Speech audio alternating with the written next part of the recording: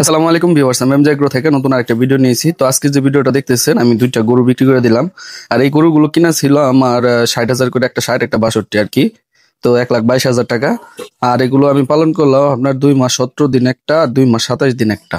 তো যেহেতু ছোট গরু, যে কারণে এগুলোর গ্রোথও তেমন একটা আসবে না। এখন এগুলো পাললে মানে আপনার যখন জাত নিয়ে কাজ করবেন, বা যারা জাত নিয়ে কাজ করে তারা তারা মোটামুটি ভাবে জানে যে কোন জাতের গরুগুলো বড় হবে। যেমন শুধু আমরা বাজারে যাই সেটা চক্রা বকরা গরু কিনা নিয়ে আসলে যে সব গরু বড় হবো তা না, জাতের একটা ব্যাপার স্যাপার আছে। তো আমি যেহেতু কম দামে কিনছিলাম ছোটগুলো, এগুলো কম দামে বিক্রি করছি। তো দুইটা গরু আমি বিক্রি করলাম 1,67,000 টাকা।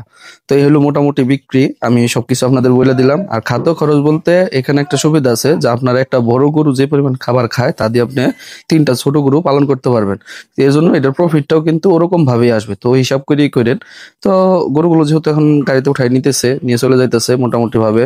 আর বাজারটা যদি আরেকটু ভালো থাকতো, আমাদের বর্তমানে যে গরুর বাজারটা খুবই খারাপ। আর দ্বিতীয় কথা হলো খেরের যেহেতু সংকট, এই সংকটের সময় একটু গরুর বাজারটা অনেকটা অংশই কম থাকে, যে কারণে আরো সমস্যাটা বেশি। তো যাই হোক, আমরা দুইটা গরু আজকে বিক্রি করে দিছি, এটি চলে যাইতেছে। ইভেন আরো আরো দুইটা গরু আমরা কিনছি এর আগে, কিনে রাখছি। তো গরুগুলো যেহেতু চলে যেতেছে, এই জন্য একটু নিজের কাছে খারাপ লাগতেছে। তো দেখাবো অন্য কোনো ভিডিওতে। সবাই ভালো থাকবেন, সুস্থ থাকবেন, আল্লাহ হাফেজ।